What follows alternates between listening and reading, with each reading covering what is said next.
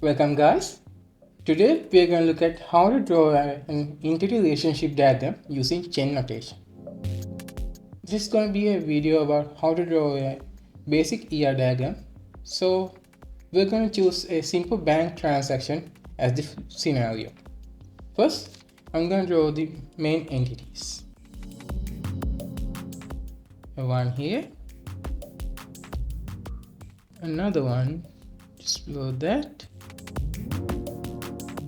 another one below that,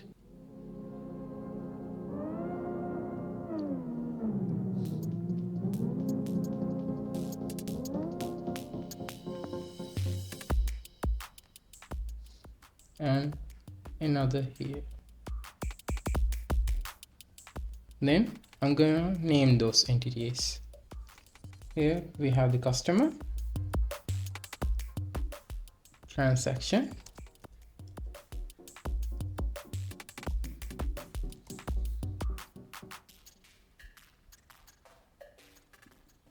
and beneficiary, and here the bank account. Then I'm going to declare the relationships. One here, one here, another one between these two, and finally another here. First, I'm gonna consider a relationship between the bank account and the customer. The customer is the one who owns the bank account. As we are considering for a single transaction, a bank account is gonna be a single entity. And as the customer is also a single entity,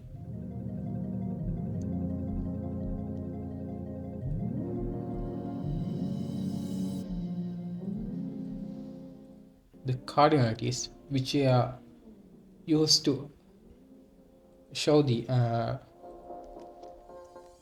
relationship between those two gonna be 1 to 1.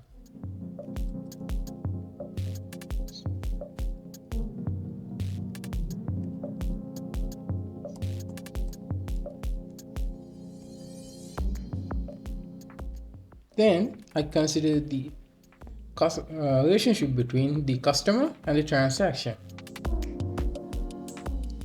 Customer is the one who does the transaction, so this is going to be customer does the transaction. And then I'll consider the cardinalities of this one as well.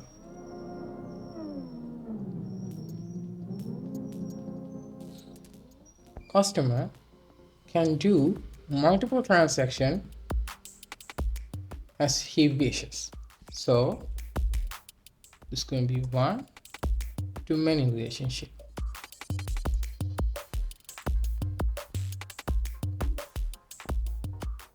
Then the relationship between transaction and the beneficiary. If customer willing to do more than one transaction, the beneficiary receives multiple transactions. So as the beneficiary is at the receiving end, beneficiary receives transactions.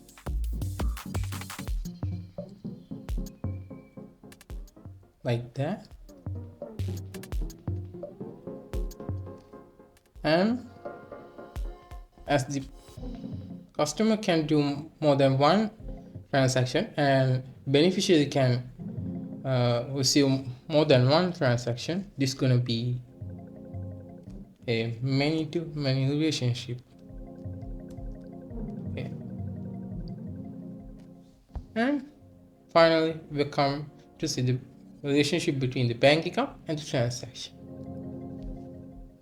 Just like I said in here, as the money in the bank account really deals with this, and the customer can do more than one transaction.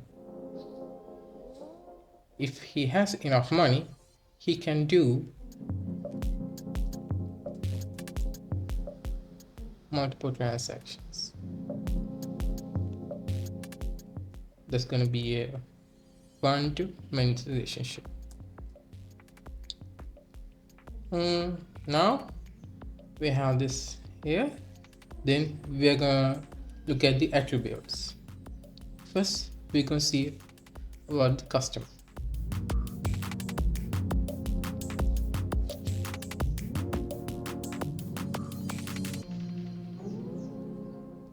First attribute we are gonna consider is the primary key. That will be customer ID.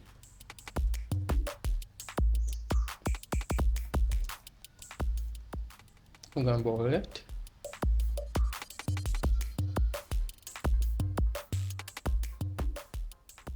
And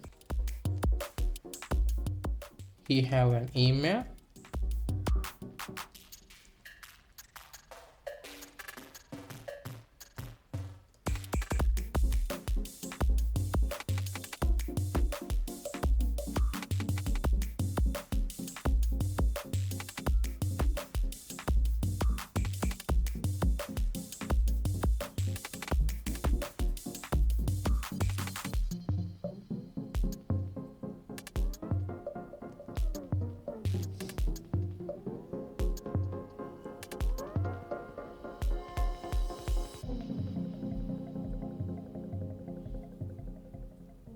As he could have more than one phone numbers, it's going to be phone.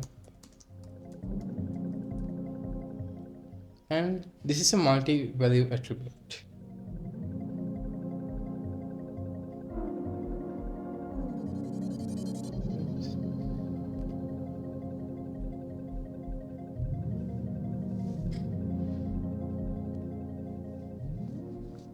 Another one I'm going to consider is the derived attribute.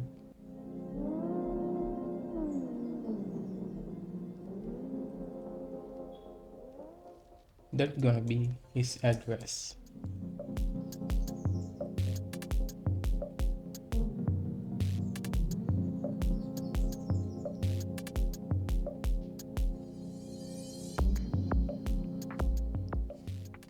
The principle behind the derived attribute is it can have more than one attribute within it, like street name,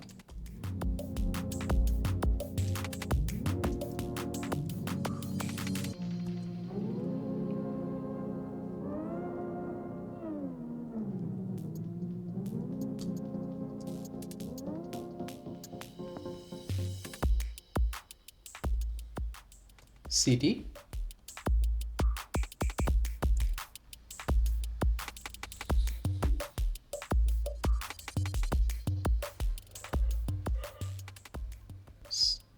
and postal code,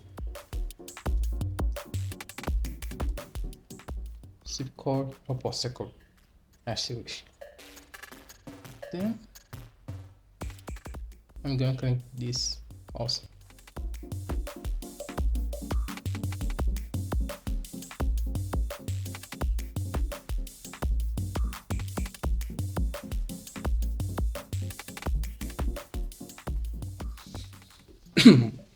Then I'm gonna consider the attributes for the bank account. As the primary attribute or the primary key, we got the account number.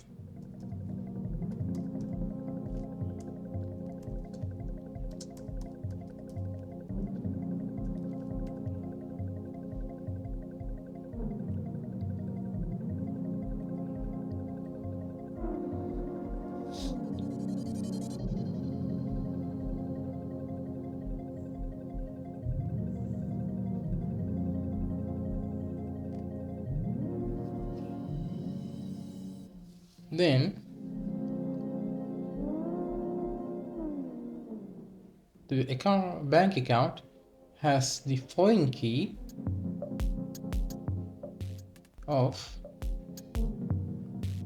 the customer ID.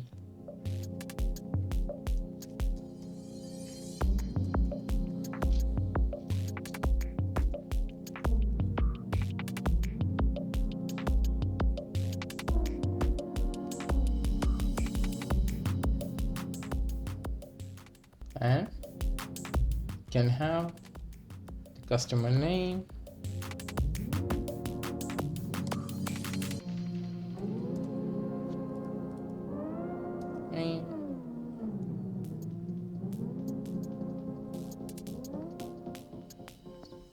as the one I forgot to enter in here.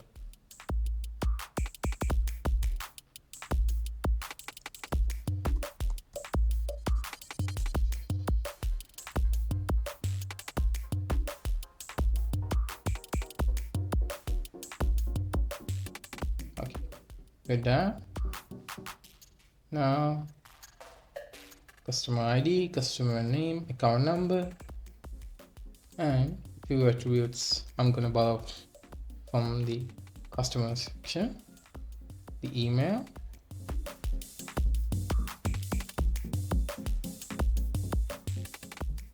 like here.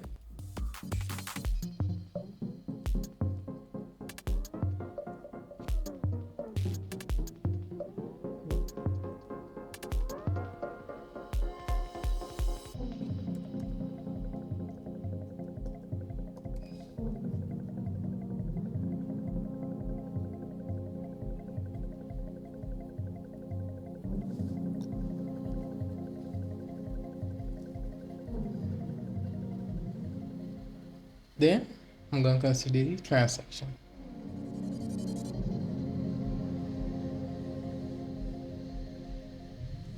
The primary key of the transaction entity will be the transaction ID.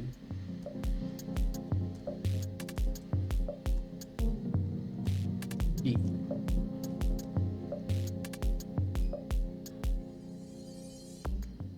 Making them bold makes them very easy to spot, as they are the key attributes in this segment. And next I'm gonna declare the foreign keys, the account number,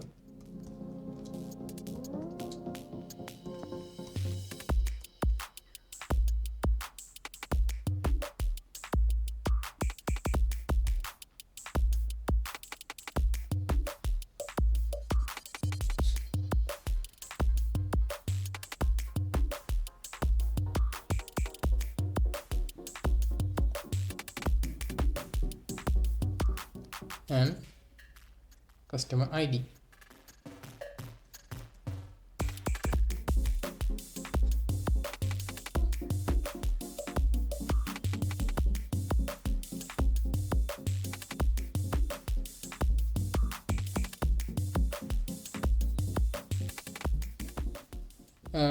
This one I'm gonna skip for now.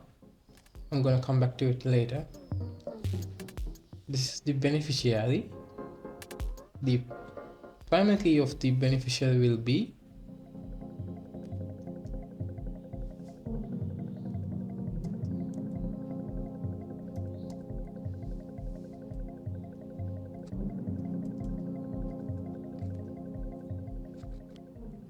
beneficiary account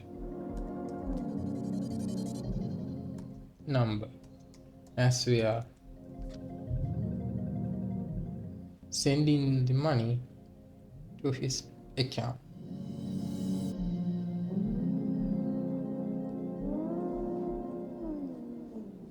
Then we got the beneficiary name,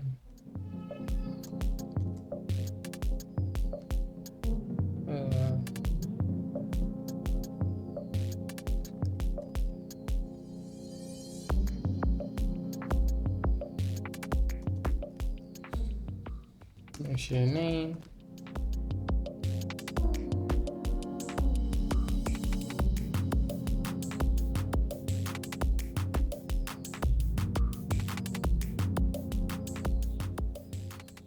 his email,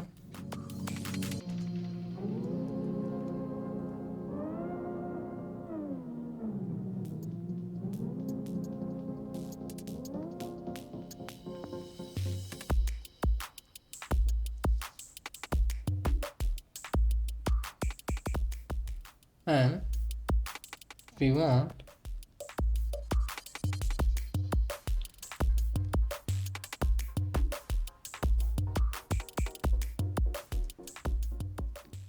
we can add his mobile number.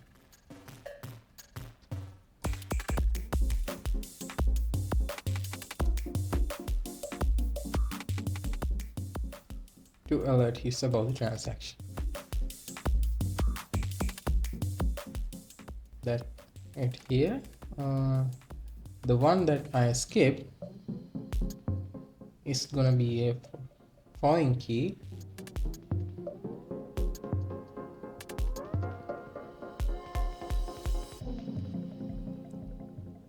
and it's gonna be the beneficiary account number.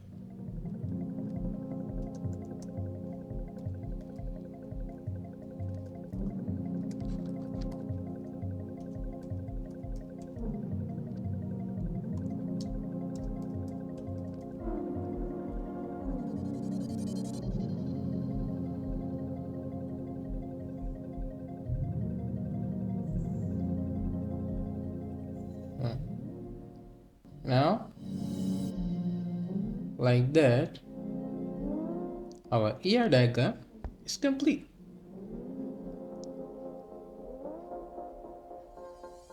So, thank you all.